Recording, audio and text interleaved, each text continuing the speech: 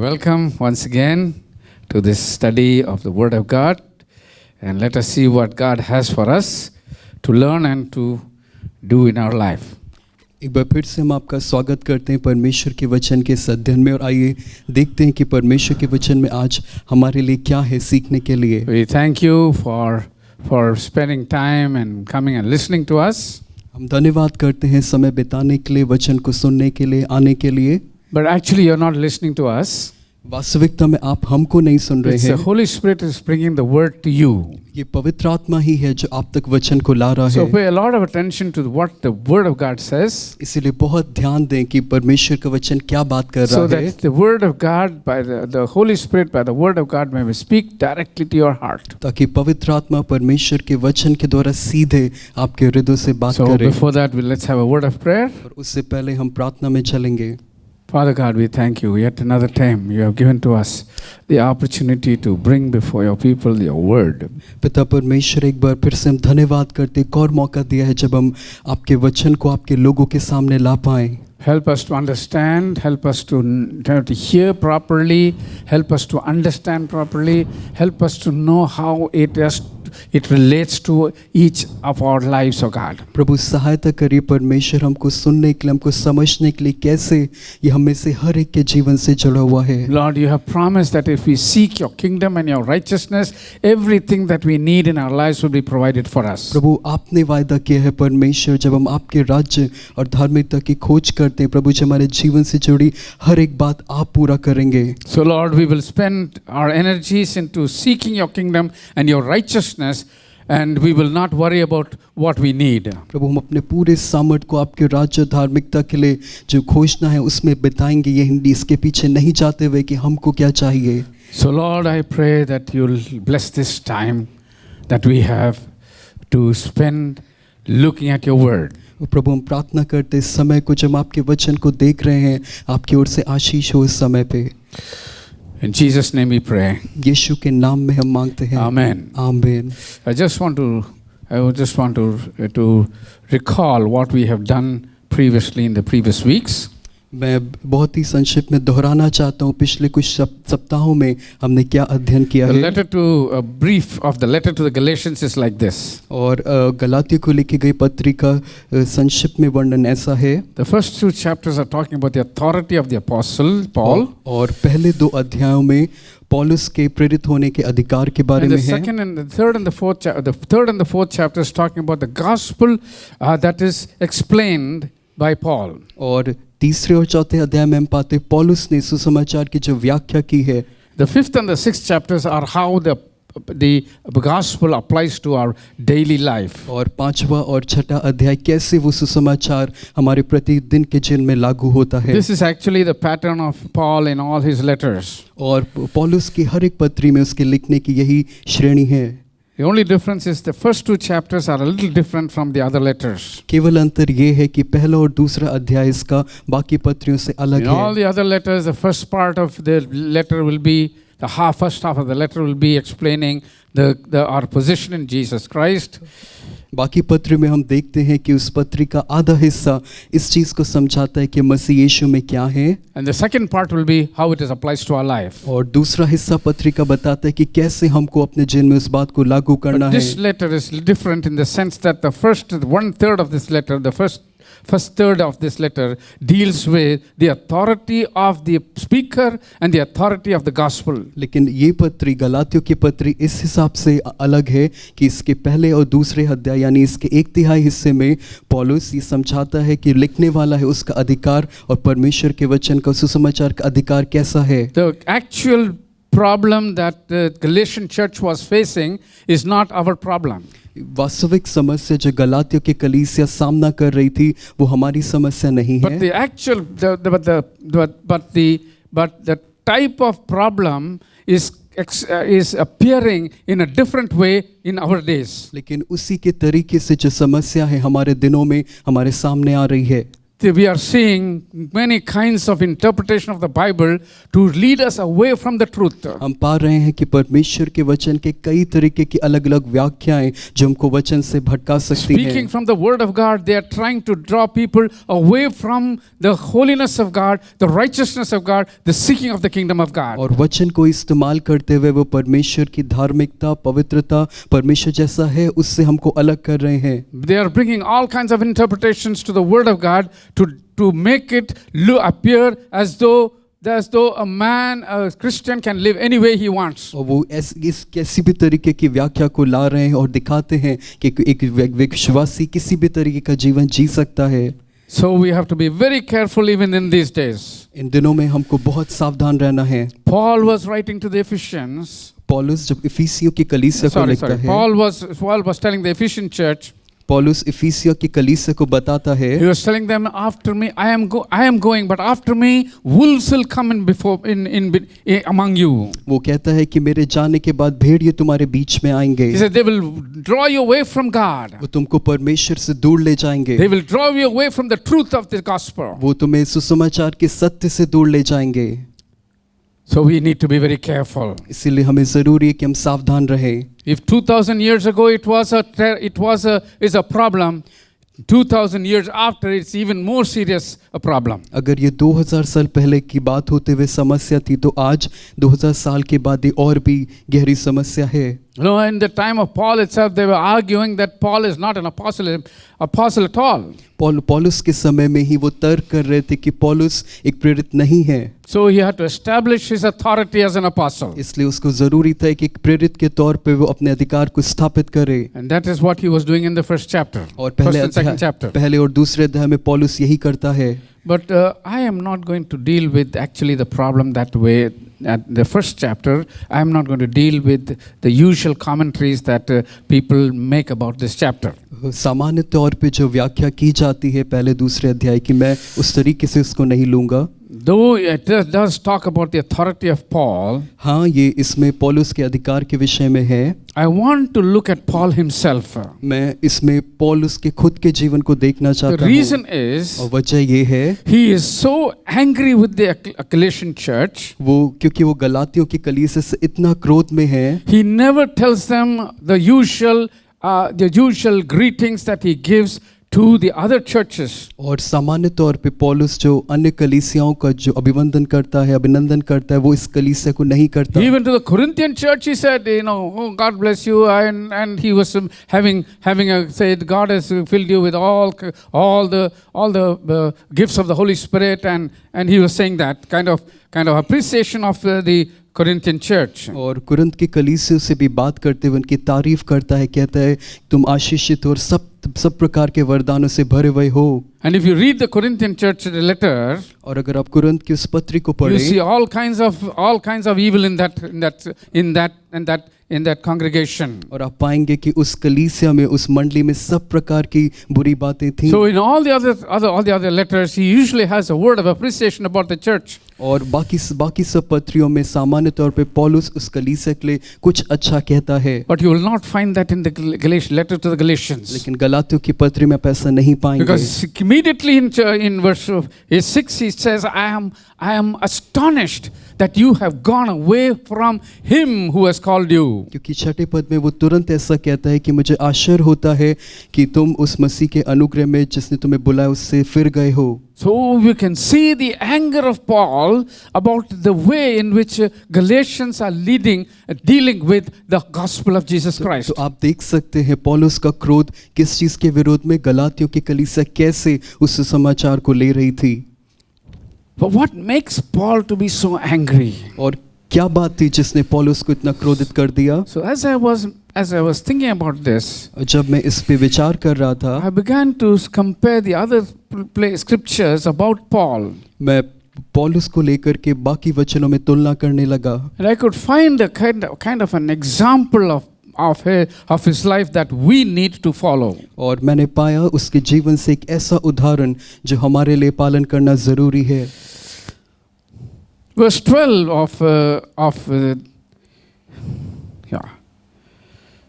verse 12, Galatians chapter 1 and verse 12 it says like this.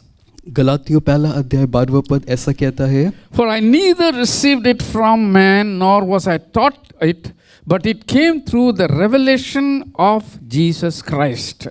12वां पद, क्योंकि वह मुझे मनुष्य की ओर से नहीं पहुंचा और न मुझे सिखाया गया, पर यीशु मसीह के प्रकाशन से मिला। See, he received not the gospel, but he received the revelation of Jesus Christ. हम देख रहे हैं यहाँ पे उसने सुसमाचार प्राप्त किया, ऐसा नहीं है, लेकिन लिखा है कि यीशु मसीह के प्रकाशन उसको मिला। No, he was not told the gospel. उसको सुसमाचार नहीं बताया He was गया, not told the message. उसको वो संदेश नहीं दिया गया। To him was revealed Jesus Christ himself. उस पर यीशु मसीह स्वयं प्रकट हुए। So when we read this word, when he says, I received a revelation of Jesus और Christ, जब हम इस पद को पढ़ते, जब वो कहता है कि यीशु मसीह का प्रकाशन मुझे मिला, this revelation did a lot of things in Paul's life. और इस प्रकाशन ने पौलुस के जीवन में बहुत कार्य किए।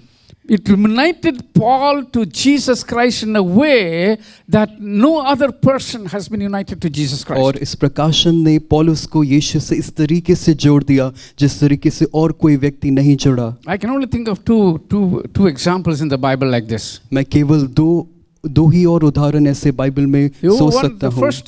The first example is the example of Enoch. सबसे पहला उदाहरण हनोक का। What God revealed of himself to Enoch, it is not written. परमेश्वर ने अपने आप को किस तरीके से हनोक पे प्रकट किया, उसका उल्लेख We नहीं do है। not know what experience Enoch had. हमें नहीं पता कि हनोक का क्या अनुभव था। Many people have suggested many things, and we know one thing about the message that he received. कई लोगों ने कई बातों को रखा है, लेकिन हम एक चीज जानते हैं जो संदेश उसने पाया। The name of his son, Methuselah. उसके बेटे का नाम मेथुसेला, The meaning of that Methuselah is, it shall happen when he dies. और उसके बेटे के नाम का अर्थ है ये तब होगा जब वो मर जाएगा। Now, many scholars believe that this name is a warning to Enoch. कई ऐसे व्याख्या करने वाले कहते हैं कि ये नाम एक परमेश्वर की उसे चेतावनी था। So the day on which from the time that Methuselah was born, जिस दिन मेथुसेला का जन्म हुआ, from that time for 300 years Enoch walked with God. उस दिन से 300 वर्षों तक हनोक परमेश्वर के संग चला। Many times we just gloss over that word, that fact that he walked 300 years with God. अधिकांश तौर पे हम उस पद से जब वो कहता है 300 वर्ष चला, हम आसानी से उसको पार कर जाते हैं। But look at what happened. लेकिन क्या हुआ देखिए, 300 years he's walking with God. 300 वर्ष तक वो परमेश्वर के संग चलता What है। unity with God. क्या एकता है परमेश्वर के That साथ। unity was so close and so pleasing to God that God did not allow him to see physical death. वो एकता इतनी घनिष्ठ परमेश्वर के साथ कि परमेश्वर से इतना प्रेम करता और नहीं चाहता कि उससे अलग हो। So that was the relationship that Enoch had with God. और ये ऐसा ही एक रिश्ता था जो एनोक का परमेश्वर के साथ था। Even Elijah was not having that kind of a fellowship. यहाँ तक कि एलाइजा का भी एक ऐसा रिश्ता परमेश्वर के साथ नहीं। The fellowship of Enoch with God was beyond our imagination. और हनोक का परमेश्वर के साथ वो रिश्ता हमारे विचारों से परे है। That unity with God. वो परमेश्वर के साथ एकता, That desire for God. परमेश्वर के लिए वो चाहत, That delight in God. परमेश्वर में वो आनंद। And this is what we see in the life of Paul also. और यही चीज हम पौलुस के जीवन में भी पाते हैं। Paul is the other example of this kind of a unity of relationship with God. और इस तरीके के रिश्ते में एक हो जाने की बात हम पौलुस के जीवन में पाते Talking हैं। to the Galatians, Paul says like this. गलातियों के लोगों से बात करते हुए पौलुस कहता है, In verse 14 he says, 14वें पद में वो कहता है, And I advanced in Judaism beyond many of my contemporaries in my own nation, being more exceedingly zealous for the tradition of my fathers. पहला अध्याय उसका 14वां पद गलातियों में, अपने बहुत से जाति वालों से जो मेरी अवस्था के थे यहूदी मत में अधिक बढ़ता जाता था और अपने बाप दादों की परंपराओं के लिए बहुत ही उत्साही था। He says he was so zealous for God, for Yehovah, the God of Abraham, Isaac, and Jacob. वो कहता है कि मैं इब्राहिम, इसहाक और याकूब के परमेश्वर यहोवा के लिए इतना धुन रखता था। The book of Acts tells us how he hated Christians. प्रेरितों के काम की पुस्तक बताती है कि किस तरीके से मसीहों से चिढ़ता था। He wanted to denounce Jesus. वो यीशु मसीह के नाम को नीचा करना चाहता He था। wanted to destroy the people who follow Jesus. वो उन लोगों को नाश करना चाहता था जो यीशु के पीछे हैं। Such an antagonistic person who is so much against, so much is every cell in his body was against Jesus. और एक ऐसे इस तरीके का व्यक्ति जिसके शरीर की एक एक कोशिका जैसे यीशु के खिलाफ हो, suddenly becomes a believer in Jesus Christ. और अचानक से एक दिन मसीह यीशु में विश्वासी हो जाता है। That's why he says, और इसीलिए पौलुस कहता है, no man did this work in me. वो कहता है कि किसी मनुष्य ने कार्य मुझ में I नहीं had a किया, revelation of Jesus Christ. मुझको यीशु का प्रकाशन मिला। We will read that in Galatians. He went away for some years to Arabia. और आप इस चीज को गलातियों में आगे पाएंगे, वो कुछ वर्षों के लिए अलग गया अरब में। And he's going to Arabia. Many scholars feel that he went straight to the Mount Zion. और कई ऐसे इतिहासकार मानते हैं कि वो कई ऐसे लेखक व्याख्या करने वाले मानते हैं कि वो माउंट जायन पे गया इन दिनों में। There he went right to the place where the law was handed over to Moses. और वो उस स्थान पे गया जिस स्थान पे मूसा को व्यवस्था दी गई थी। Okay. And he must have meditated there. और उसने वहां पे मनन किया। It must have been at that time. ये उसी समय हुआ होगा। It must have been that time that he had a revelation of Jesus Christ. और ये जरूर उसी समय हुआ होगा जब उसको यीशु का प्रकाशन मिला। See, he is not being told something. He is revealed. To him is revealed the very person whom he was persecuting. उसको किसी ने बताया नहीं, लेकिन जिस व्यक्ति के बारे में अब वो प्रचार कर रहा है उस व्यक्ति को खुद प्रकाशन पौलुस को मिला। So this revelation to Paul created these three things that we just saw in Enoch also. और ये तीन बातें जो हम एनोक में भी पाते हैं, तीन बातें उसी प्रकाशन की वजह से आई। See, I read in a book that a relationship with Christ means three things. मैंने एक पुस्तक में इस तरीके से पढ़ा कि यीशु मसीह के साथ रिश्ता तीन बातों में है। It is a union with Christ, ये है यीशु के साथ एक हो जाना, a desire for Christ, मसीह के लिए चाह रखना, and a delight in Christ. और मसीह में आनंदित होना। And I thought I could see this in the life of Paul. और मैं विचार करता हूँ कि ये तीनों बातें मैं पौलुस के जीवन में पाता In हूँ। Galatians 2:20 he says like this. गलातियों उसका दूसरा अध्याय उसके 20 पद He में says, I have been crucified with Christ. Many people know this verse by heart. कई लोग इस पद को एकदम अच्छे से याद कर चुके He हैं। says, I have been crucified with Christ. It is no longer I who live. लिखा है कि मैं मसीह के साथ क्रूस पर चढ़ा गया हूँ और अब मैं जीवित न रहा। Okay, we only think of sacrificing, we only think of committing, submitting ourselves. हम केवल इसी बात पे विचार करते हैं, त्याग करना, अपना बलिदान कर देना, अपने आप को दे देना। But actually, if you look closely at that word, लेकिन verse, अगर आप इस पद को नजदीक से देखें, you know, we would never like to be crucified with Jesus. हम कभी भी नहीं चाहेंगे कि हम यीशु के साथ क्रूस पर चढ़ाए जाएं। See, when we tell people to go out and sell the gospel, there's no response. क्योंकि जब हम लोगों को कहते हैं कि जाके सुसमाचार दें बाहर, लोगों को कोई प्रतिक्रिया नहीं होती। There is slackness in leading a holy life. एक पवित्र जीवन जीने में ढिलाई है। We say, seek the kingdom, and you're seeking the world. हम कहते हैं आप राज्य की खोज करें और लोग संसार की खोज करते हैं। So really, we are not following Jesus Christ. और वास्तविकता में हम यीशु का अनुकरण नहीं कर रहे। But we will say this verse. लेकिन हम इस पद को बोलेंगे। We will say, I have been crucified with Christ. हम ऐसे बोलेंगे कि मैं मसीह के साथ क्रूस पे चढ़ा गया But हूँ। what did Paul mean when he said, I am crucified with Christ? It is no longer I who live. जब पौलुस ने इसको कहा कि मैं यीशु के साथ क्रूस पे चढ़ा गया और अब मैं जीवित नहीं, उसका क्या अर्थ था? He is saying, I am non-existent. वो इस तरीके से कह रहा है कि अब मैं अस्तित्व में नहीं हूँ। I don't live. मैं जीवित नहीं हूँ। I have died. मैं मर चुका हूँ। I don't live anymore. मैं खुद जीवित नहीं हूँ। He has no identity of himself. उसकी खुद की कोई पहचान नहीं है। He has nothing to show off himself to the world. उसके पास कुछ भी नहीं है अपना जो संसार को दिखाए। He is declaring that there is no Paul, there is no Saul now. वो ऐसी घोषणा करता है कि कोई पौलुस और कोई साउल अब नहीं रहा। See, many times the self becomes an hindrance. अधिकांश तौर पे जो स्वयं वो हमारे लिए एक बाधा बन जाता है। Self hinders obedience.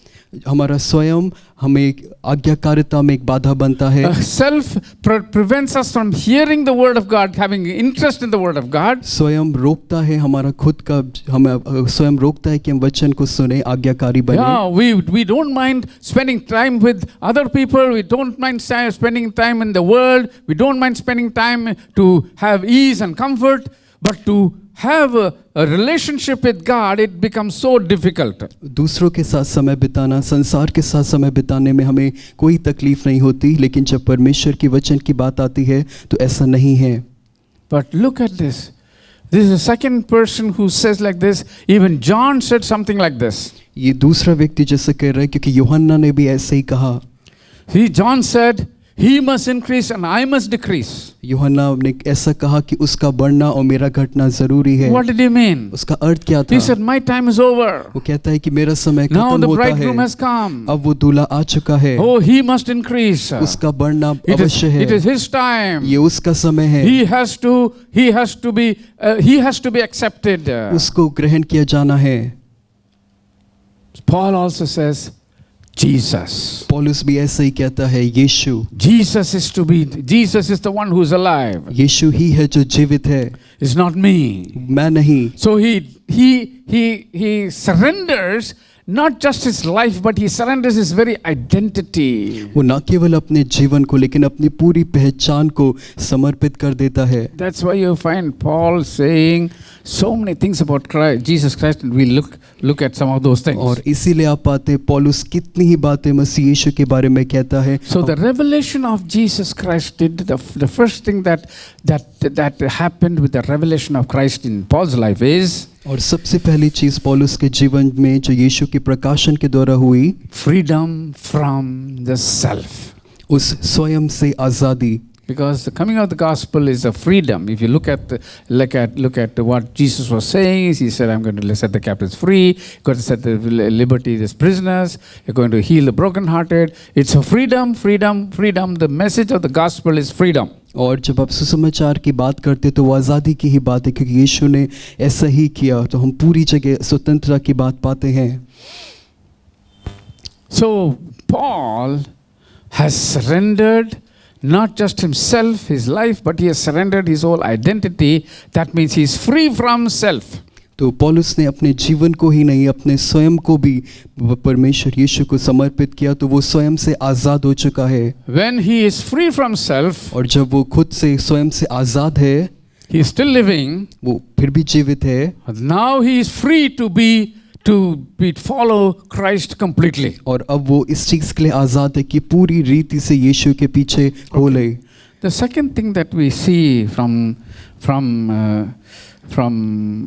Paul's life is let's what he says in Romans. He believes. He says in that verse, "I have." What is it now? First identity was sorry. "I have been crucified with Christ. It is no longer I who live, but Christ lives in me." और दूसरी बात जो हम पौलुस के जीवन में पाते हैं वो इस पद में है, जब वो कहता है कि अब मैं मसीह के साथ क्रूस पे चढ़ाया गया, अब मैं जीवित ना रहा लेकिन मसीह ही मुझ में जीवित है। Okay, that's what you said in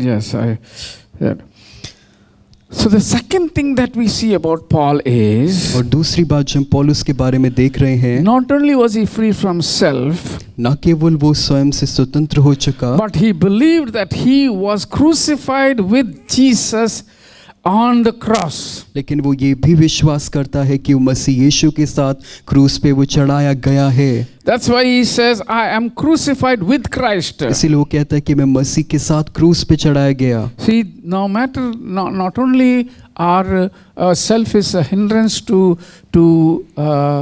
to allow Christ to be fully manifested in us. न केवल हमारा स्वयं इस चीज़ के लिए बाधा लाता है कि यीशु पूरी रीति से हमारे जीवन के द्वारा प्रकट हो, But not being not being crucified also keeps alive the old man in us. लेकिन अगर हम क्रूस पे नहीं चढ़ाए गए तो हमारा पुराना मनुष्य हम में जिंदा है. So what happens is old man comes again and again, now and again he exposes his head. और वो पुराना मनुष्य बार बार आकर के अपने आप को दिखाता है. So let's look at Romans chapter 6 and verse 3. I want to see that verse. आइए रोमियो के 6 अध्याय उसके एक पद को देखें. What does it say? वो पद क्या कहता है? In that verse it says, Romeo 6 अध्याय. Or do you know not that many of us were baptized into Christ Jesus, were baptized into his death? और रोमियो 6 अध्याय 3 पद, क्या तुम नहीं जानते कि हम सब जिन्होंने मसीह यीशु का बपतिस्मा लिया उसकी मृत्यु का बपतिस्मा लिया?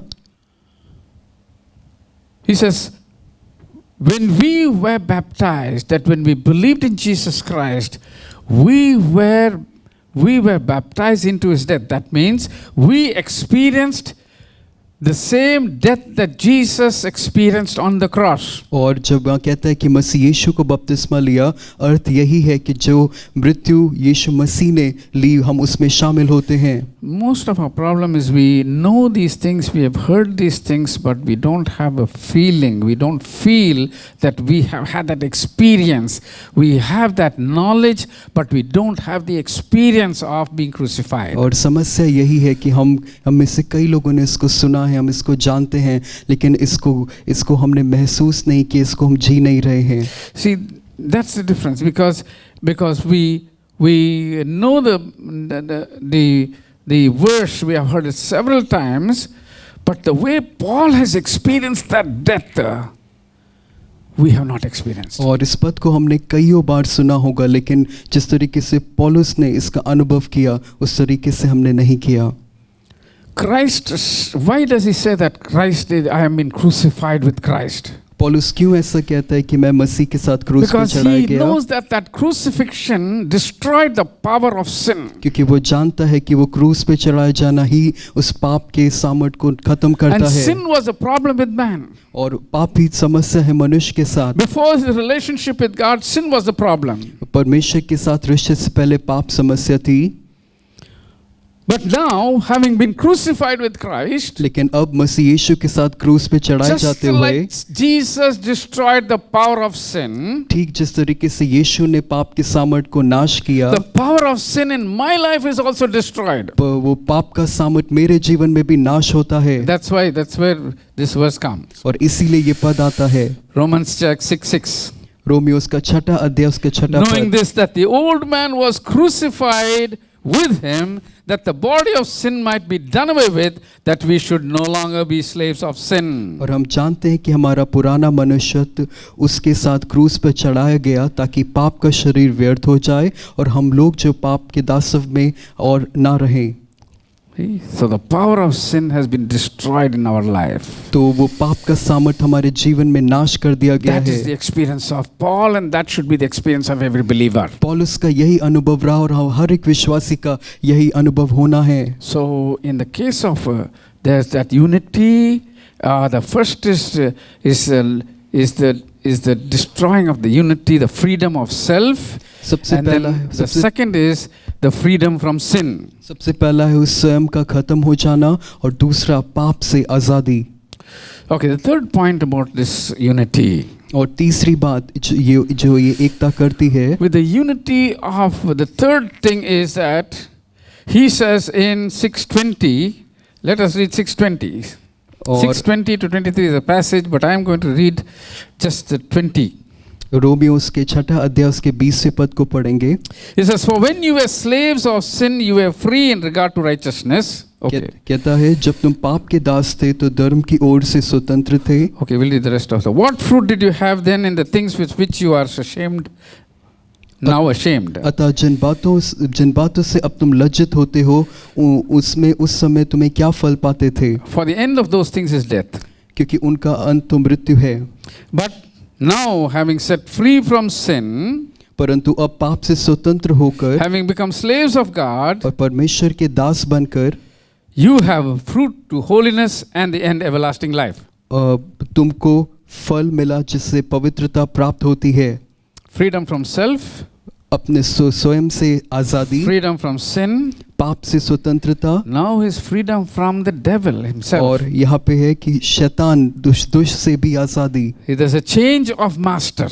यहाँ पे हम पा रहे हैं कि मालिक बदल रहा है। He is going from slaves of Satan, being slaves of sin, slaves of death, to slaves of righteousness of God. और पाप के, शैतान के दासत्व से निकल करके परमेश्वर और धार्मिकता के दास बनने पर, This is the effect of a relationship with God, और with Jesus. ये वो प्रभाव है यीशु मसीह के साथ उस संबंध की वजह Freedom से। from self, स्वयं से आजादी, freedom from sin, पाप से आजादी, and freedom from the devil. और शैतान से वो आजादी। But by freedom from self, you are manifesting Jesus.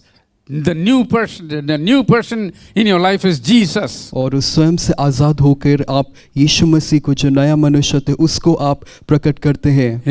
Freedom from sin is making you a righteous person acceptable to God. और उस पाप से स्वतंत्र होकर के आप एक धर्मी जन बनते हैं जो परमेश्वर को ग्रहण योग्य है। And then the freedom from the devil makes you a slave, even though the word slave is used, but you become a child of God, a child of righteousness and truth. और शैतान से आज़ाद हो के अब आप दास बनते हैं, परमेश्वर के, उसकी संतान बनते हैं, सत्य की संतान बनते हैं। So the next identity is, और अगली पहचान ये है, is total faith. ये है संपूर्ण विश्वास। He said, it's no longer I who live, वो कहते हैं अब मैं जीवित ना रहा, but Christ lives in me. लेकिन मसीह ही मुझ में जीवित The है। life I now live in the flesh, और ये जीवन जो अब शरीर में मैं I जीता live हूँ, by faith in the Son of God who loved me and gave himself for me. ये उस मनुष्य के पुत्र पे विश्वास के द्वारा जो मेरे लिए मरा और अपने आप को दे दिया।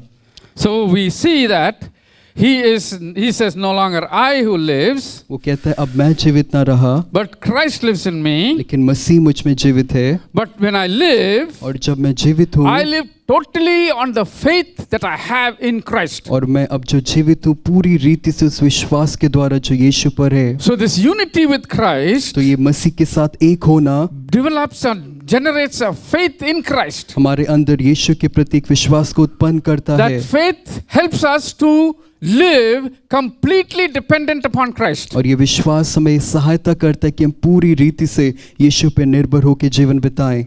So though we can boldly say, it is no longer I who live, इसलिए हम पूरे हियाव से कह सकते कि अब हम जीवित नहीं हैं, that Christ lives in me. लेकिन मसीह ही मुझ में जीवित है। Freedom from self, स्वयं से स्वतंत्रता, freedom from sin, पाप से स्वतंत्रता, new master, एक नया स्वामी होना, living by faith. विश्वास के द्वारा This Jeena, is the gospel. और यही है सुसमाचार। That's what Paul is saying. और यही पौलुस When कह he रहा says, है, I am ashamed, I am astonished how you have turned from the gospel of him. मैं जो यही बात है जो पौलुस कहता है, मैं आश्चर्य करता हूँ कैसे तुम उसके सुसमाचार से फिर This गए। hymn is talking about God. ये यहाँ पे उसका जो बोल है He's वो talking about परमेश्वर God who है। called them. ये वो परमेश्वर जिसने उनको He says, बुलाया। how can you do this? वो कहता है कि तुम ऐसा How कैसे can कर you know सकते the हो, truth and do this? और वो कहते हैं सत्य को जान के ऐसा कैसे कर How सकते can you हो, wander from the truth? कैसे सत्य से तुम भटक सकते हो, How can you go back to the bondages that the traditions put upon you? और वो जो रीति रिवाज के बंधन है उसमें वापस कैसे फंस सकते If you हो। believe in Christ, अगर यीशु पे if विश्वास you करते totally हो, depend upon उस Christ, पे पूरी रीति से if you निर्भर have हो, no identity but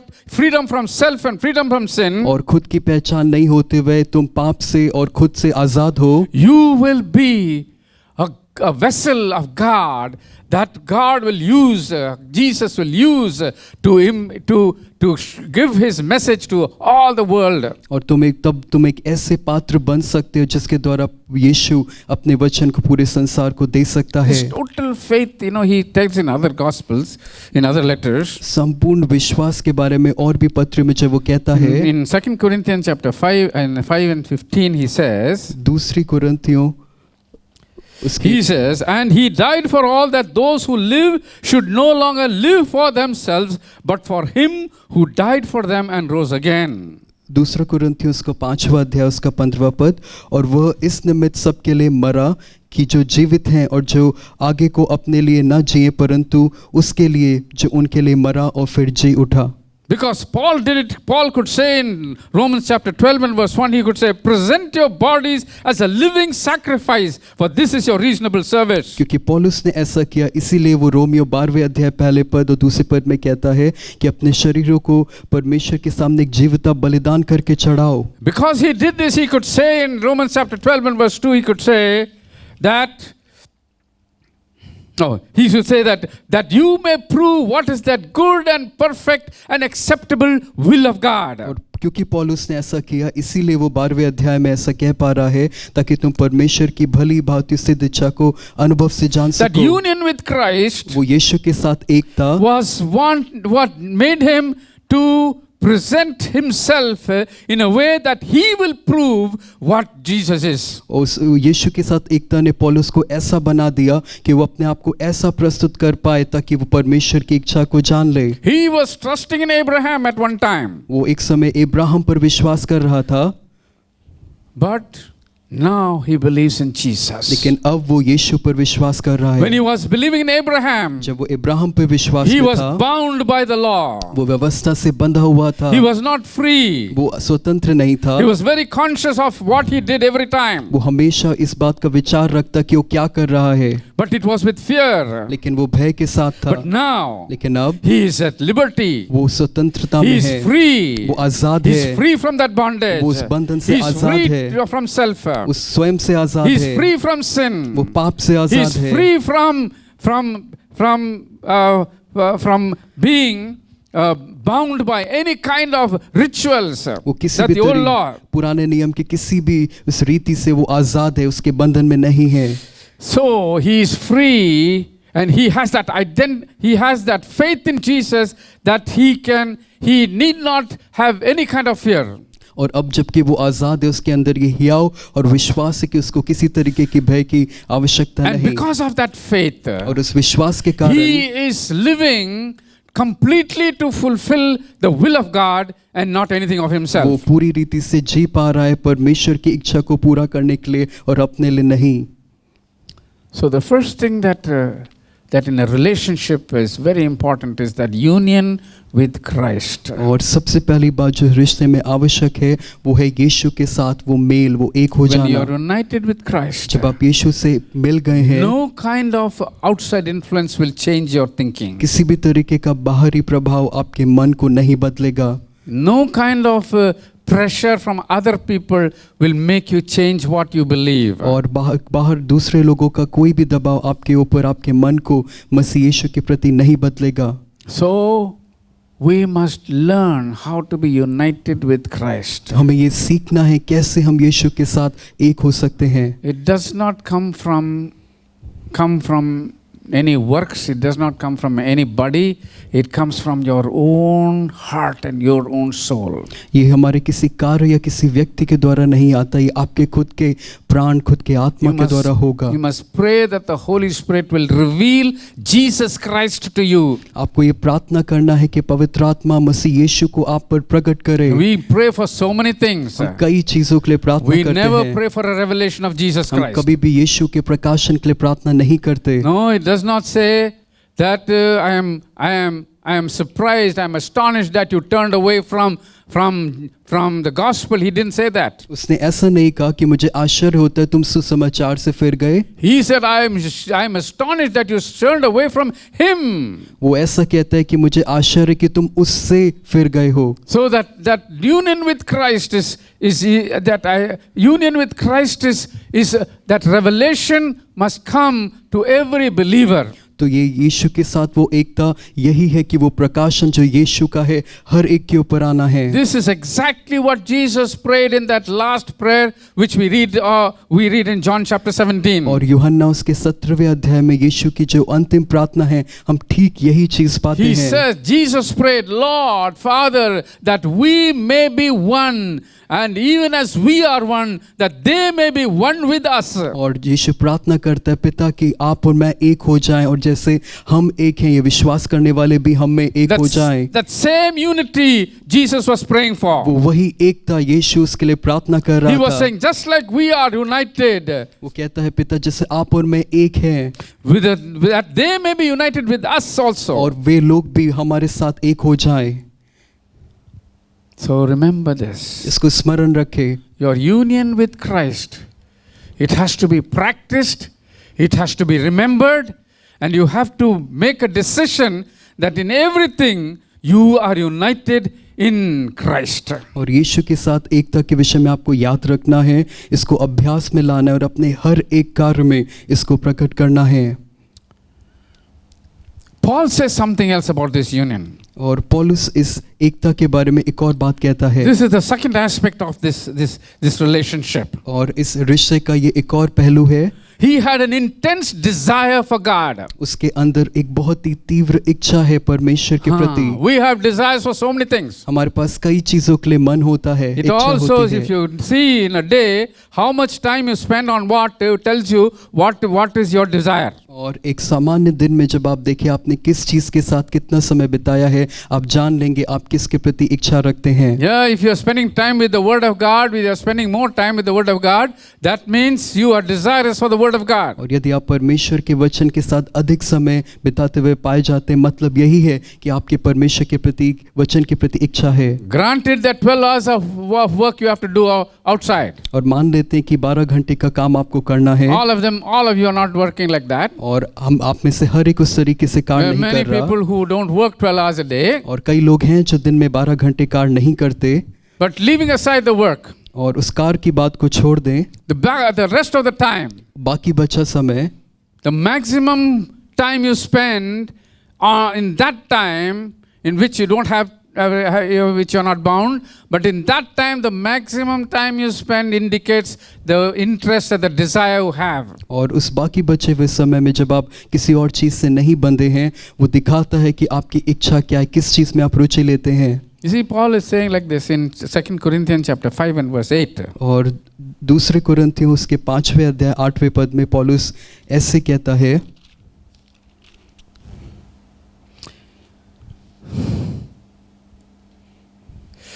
He says, we are confident, yes, well pleased, rather to be absent from the body, to be present with the Lord.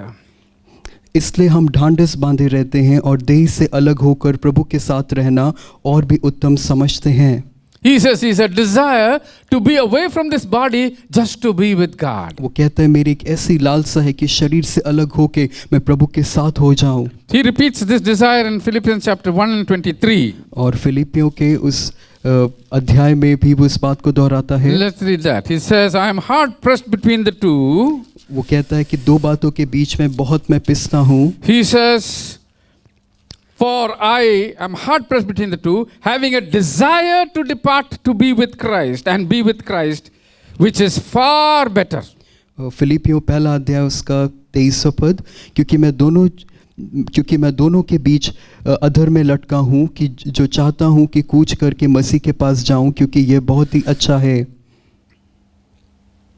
See, he says, my desire is to be with Christ, my desire is for Christ, my desire is to do the will of Christ, my desire is to live for Christ, everything is for Christ. वो ऐसे ही कह रहा है कि मेरी इच्छा है कि मैं यीशु के साथ रहूं, मेरी इच्छा है कि मैं यीशु के लिए जीऊं, हर एक चीज में वो यीशु के लिए इच्छा को करता है। फिलिपियों उसका 3रा अध्याय उसके 7 से 9वें पद में। Sorry.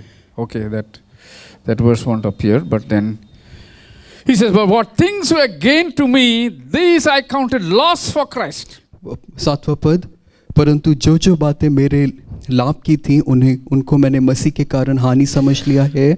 Yet indeed I also count all things lost for the excellence of the knowledge of Christ Jesus my Lord. वरन मैंने अपने प्रभु मसीह यीशु की पहचान की उत्तमता के कारण सब बातों को हानि समझता हूँ। For whom I have suffered the loss of all things and count them as rubbish that I may gain Christ. जिसके कारण मैंने सब वस्तुओं की हानि उठाई और उन्हें कूड़ा समझता हूँ जिससे मैं मसीह को And प्राप्त be करूँ। found in him, not having my own righteousness which is from the law, but that which is through faith in Christ Jesus, in the righteousness which is from God by faith. और उसमें पाया जाऊं, ना कि अपनी उस धार्मिकता के साथ जो व्यवस्था से है, वरन उस धार्मिकता के साथ जो मसीह यीशु पर विश्वास करने के कारण है और परमेश्वर की ओर से विश्वास करने पर मिलती है। In a nutshell, संक्षेप में it says, Paul is just saying this. पौलुस ये कह रहा है, My whole desire is for God. मेरी संपूर्ण इच्छा परमेश्वर के लिए My है, whole desire is for Jesus. मेरी सारी इच्छाएं यीशु के लिए There is है। nothing in this world that can replace that desire. और इस संसार में कोई ऐसी चीज नहीं है जो उस इच्छा की जगह ले I पाए। want Jesus and nothing else. मैं केवल यीशु चाहता हूँ और कुछ नहीं। That desire. वो इच्छा, That is why he is so angry when people misinterpret the gospel. इसीलिए वो इतना क्रोधित होता है जब सुसमाचार की अलग तरीके से व्याख्या होती है। He is disturbed when people don't interpret the gospel of Jesus Christ as the Holy Spirit has revealed to us. वो परेशान होता है जैसा जब लोग पवित्र आत्मा ने जैसा सुसमाचार को रखा है, लोग वैसी व्याख्या नहीं करते। The desire for Jesus. वो यीशु के लिए वो इच्छा। The first thing is united with Jesus. सबसे पहली चीज यीशु के साथ वो The Ekta. second thing is the desire for Christ. और दूसरी चीज है यीशु के लिए वो इच्छा। Okay. The third thing there is. और तीसरी बात, The third thing is तीसरी चीज, that he not only was he united with Christ and he had the desire for Christ, but he also expressed again and again his delight in Christ. न केवल यीशु के साथ वो एकता और यीशु के लिए वो इच्छा, लेकिन वो बार बार यीशु में जो आनंद है उसका जिक्र करता है। Okay?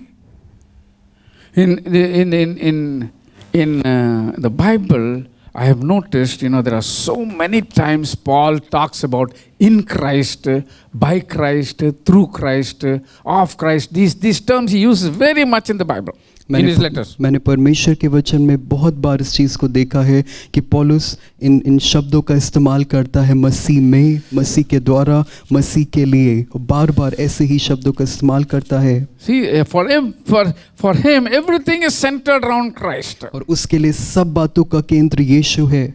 That is why the verse 2 Corinthians 5:17, the navigators use that verse to say, center, Christ the center.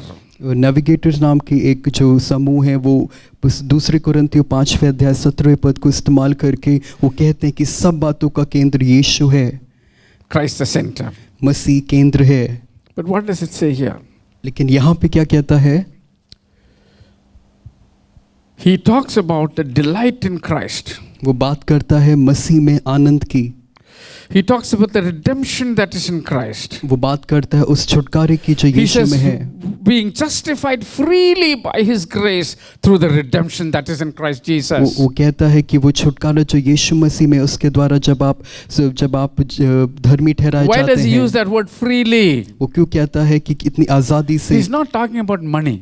वो यहाँ पैसे की बात नहीं It's कर not रहा। that people have to give money to get redemption. ये ऐसा नहीं है कि लोगों को उस छुटकारे को When पाने के he's रुपए talking देना है। about freely, जब वो यहाँ सेंट में या मुफ्त होने he's की बात talking करता है, about the cost for trying to be righteous. वो यहाँ पे उस दाम की बात कर रहा है जिससे आप धर्मी ठहरेंगे।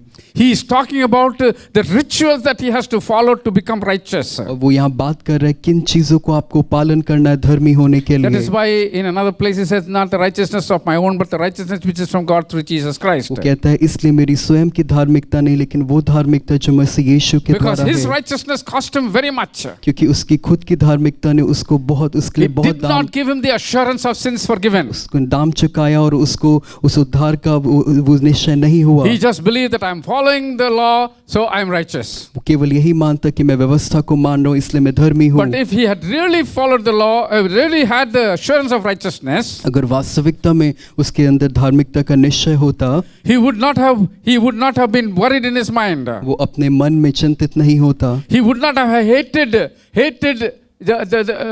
Jesus and the followers of Jesus. वो यीशु से और यीशु के अनुयायियों से नहीं चिढ़ता। He was very troubled. वो बहुत ही परेशान He's था। saying these people are so free. वो देखता है कि ये लोग कितने स्वतंत्र They are not हैं, doing anything. वो कुछ नहीं कर रहे, They're not following the law. वो व्यवस्था नहीं Even मान Jesus रहे, is not following the law. यहाँ तक कि यीशु व्यवस्था they are नहीं very happy. मानता, लेकिन वो खुश हैं। There are so many miracles are happening. वो देख रहा है कि कितने आश्चर्य कर्म People हो are रहे हैं following Jesus. और लोग यीशु के पीछे They are हो रहे listening to his हैं teaching. और उसकी शिक्षाओं को सुन रहे हैं। That righteousness, whatever he was doing as righteousness, did him nothing. और जो कार्य पौलुस धार्मिकता को पाने के लिए कर रहा था उसके लिए कुछ लाभ का नहीं था। So now he says, I have received this redemption, this liberty freely from God without having to do all the rituals. और अब वो कहता है कि ये छुटकारा, ये धर्मी होना मैंने परमेश्वर से पाया है बिना कोई चीज को दिए हुए। In Romans 8:1 he says, Romeo 8वें अध्याय पहले पद में another verse which is very famous, very well known. एक और पद जो बहुत प्रसिद्ध है और जाना हुआ है, Therefore now there is no condemnation in Christ Jesus, अतः अब जो मसीह यीशु में उन पर दंड की आज्ञा नहीं, who do not walk according to the flesh but according to the Spirit. क्योंकि वे शरीर के अनुसार नहीं वरन He आत्मा says के अनुसार now चलते there हैं। is no वो condemnation कहता है अब कोई दंड की आज्ञा नहीं है, because the law always condemned the people. क्योंकि व्यवस्था हमेशा लोगों पर दोष लगाती। What did John say? यूहन्ना ने क्या कहा? John 1 it says, John 1, यूहन्ना उसका पहला अध्याय, I didn't mention there, but then I'm just remembering because the comparison of the law and Jesus. Mercy and truth came from Jesus, but what came from the law? इस पद में व्यवस्था और यीशु की तुलना है, The इसलिए law came, the law was given through Moses, but truth and truth came through Jesus. यूहन्ना रचित सुसमाचार उसका पहला अध्याय, The law was given through Moses, but grace and truth came through Jesus. इसलिए कि व्यवस्था तो मूसा के द्वारा दी गई परंतु अनुग्रह और सच्चाई यीशु मसीह के द्वारा पहुंची। What is that comparison? ये तुलना क्या है? The law had a tradition. उस व्यवस्था में, उस कानून में एक रीति There रिवाज was थे, no forgiveness in the law. उसमें पापों की क्षमा का उल्लेख नहीं है। You had to do something for as a symbol of your repentance. और आपके पश्चाताप के चिन्ह के लिए आपको कुछ कार्य करना है। But even after following all the law, लेकिन इस पूरी व्यवस्था को मानने के बाद भी people still were not righteous. लोग फिर भी धर्मी नहीं ठहरते। But when Jesus came, लेकिन जब यीशु आया, it says, one thing, but in the law, anybody who was accused by two witnesses, he died. और व्यवस्था में हम पाते हैं अगर कोई व्यक्ति के ऊपर दो लोग दोष लगाएं तो वो दोष माना जाता। But when it came to Jesus, लेकिन जब यीशु आया, there was mercy, वहाँ दया की बात there है, was grace, वहाँ अनुग्रह की बात है, there was truth, सच्चाई थी, but there was grace also. लेकिन अनुग्रह भी था। There was truth, but there was mercy also. वहाँ दया और सच्चाई दोनों The थी। unrighteous person was made righteous. एक अधर्मी व्यक्ति धर्मी बनाया जाता। That is grace. ये है अनुग्रह। It is a miracle only God can do. ये एक ऐसा आश्चर्य कर्म है जो केवल परमेश्वर कर सकता है। So, he's delighted in Jesus because Jesus did not come to condemn, he came to save. इसीलिए वो यीशु में आनंदित है क्योंकि यीशु दोष लगाने नहीं आया, यीशु बचाने के लिए आया। Another thing that he is delighted in Christ is because और एक और बात जिस वजह से वो in मसीह 2 में Corinthians आनंदित he है, says, दूसरे कुरिन्थियों में वो कहता है, he says, in 2:14 he says, now दूसरे- thanks be to God who always leads us in triumph in Christ through us diffusing the fragrance of his knowledge in every place. दूसरे कुरिन्थियों दूसरा अध्याय उसके 14वें पद में, परंतु परमेश्वर का धन्यवाद हो जो मसीह में सदा हमको जय के उत्सव में लिए फिरता है और अपने ज्ञान के सुगंध हमारे द्वारा हर जगह फैलाता है। He says there is victory in Jesus. वो कहता है कि मसीह यीशु में जय है, There is overcoming in Jesus. यीशु मसीह में जयवंत होना है। So we see, he would not fear failure, but he depends upon Christ to succeed, to excel, to overcome anything that may hinder him. और इसीलिए उसके अंदर असफल होने का डर नहीं है, लेकिन मसीह यीशु में हर एक बात पर जय पाना, जयवंत होना है। So, and then he says in 5:17, of course, we know that verse. He says, I am becoming a new creation in Christ. और इसी पत्री में 5वें अध्याय 17वें पद में वो कहता है कि मसीह में एक नई सृष्टि हम बन जाते And then हैं। if we go on to Ephesians, तब हम इफिसियों में चलते हैं। when we look at Ephesians 1:3, he says that blessed be God, the Father of our Lord Jesus Christ, who has blessed us with every spiritual blessing in heavenly places in Christ. और इफिसियों के पहले अध्याय 3 पद में हमारे प्रभु यीशु मसीह के परमेश्वर और पिता का धन्यवाद हो, उसने हमें मसीह में स्वर्गीय स्थानों में सब प्रकार की आत्मिक आशीषें दी हैं। In verse 12 he says that we who trusted in Christ should be to the praise of his glory. और इसी अध्याय में 12वें पद कि हम जिन्होंने पहले से मसीह पर आशा रखी है उसकी महिमा की स्तुति के कारण हो।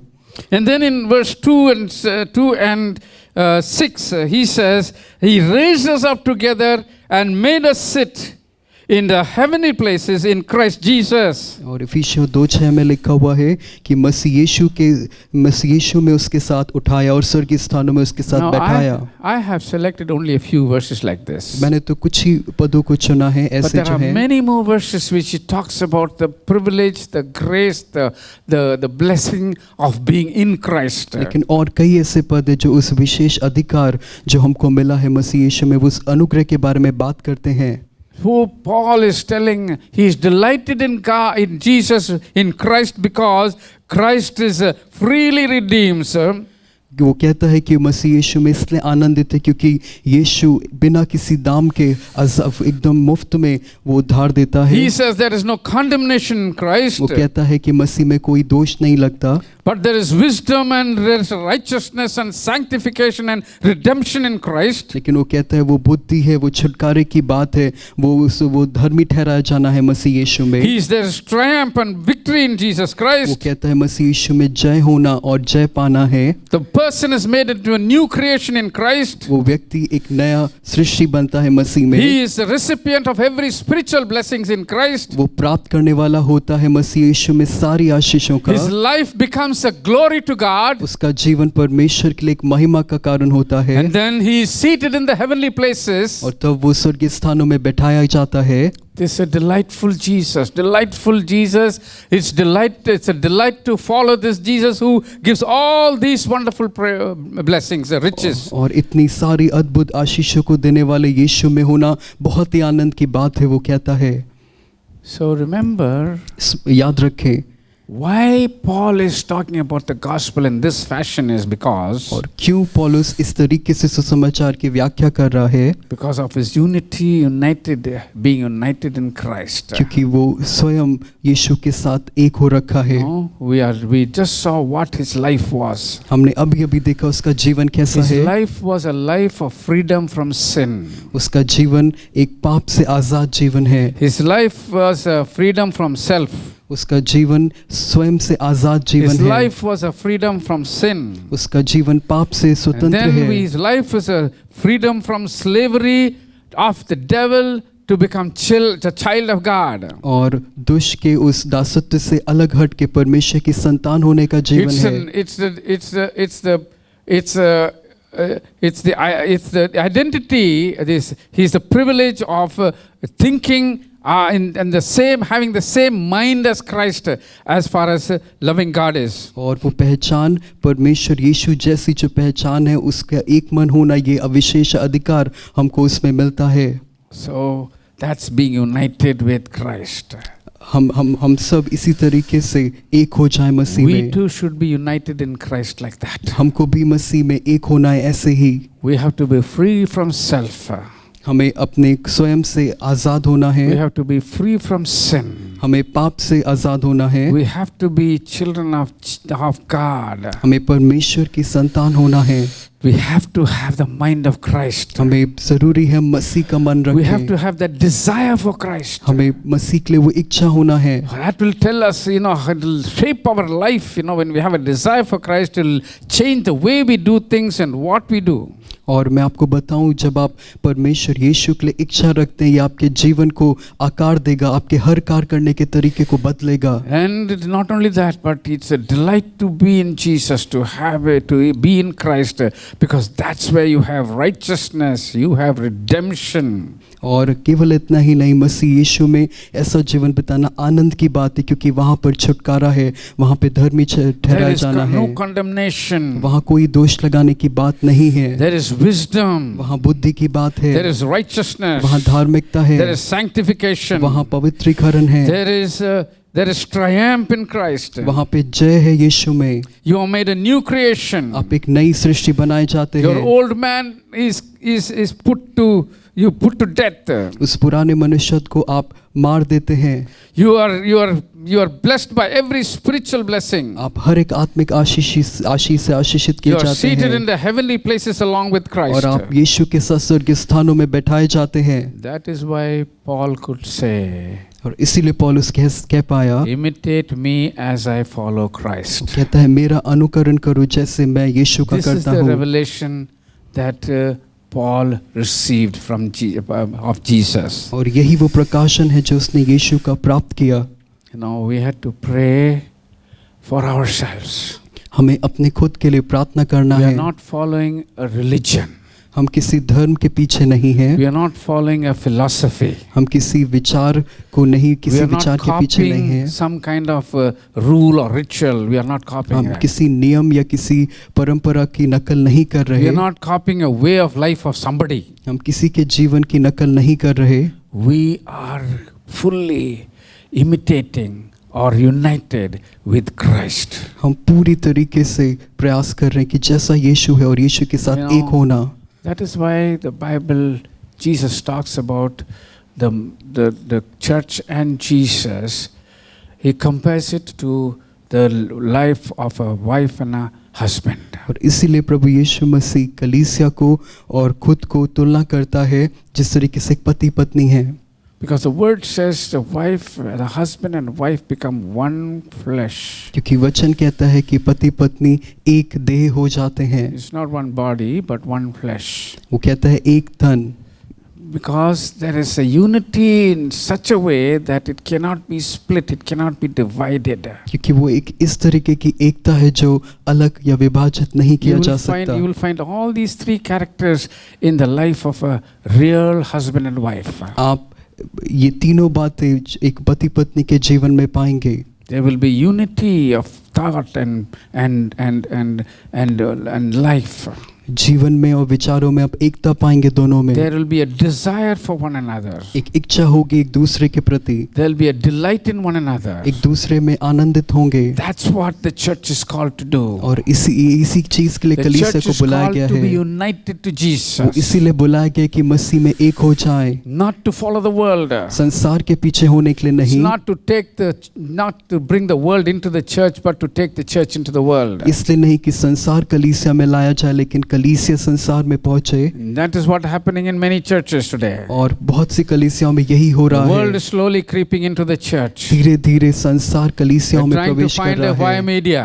वो किसी न किसी माध्यम से आना चाह रहा है। They are trying to compromise on the word of God, वचन को लेकर समझौता करने पर हैं, and so that they will please people. ताकि वो लोगों को प्रसन्न कर पाए। In the same passage that we read, Paul is saying, if I please people, I will not please God. और इसी अंश में जो हमने पढ़ा, पौलुस कहता है यदि मैं मनुष्य को प्रसन्न करूं, मैं परमेश्वर को प्रसन्न नहीं कर पाऊंगा। We have to be united with God. हमें परमेश्वर के साथ, यीशु के साथ एक होना है। We have to we desire Jesus more and more each day. हमें प्रतिदिन और अधिक यीशु के लिए इच्छा करना है। Jesus must be a delight in our life. यीशु मसीह हमारे जीवन में एक आनंद की बात होनी है। This change must come in the life of every believer. और ये बदलाव हमें से हर एक विश्वासी के जीवन में आना है। And we have to pray for this. हमें इसके लिए प्रार्थना करना है। Father, this is our prayer. पिता, हमारी ये प्रार्थना है Lord, that we be united in Jesus. कि प्रभु हम यीशु में एक हो जाएं। Lord, we be one in you, as you prayed in that prayer, O God. और जैसे यीशु आपने उस प्रार्थना में प्रार्थना किया, हम आप में एक हो जाएं। Lord, we have to desire you.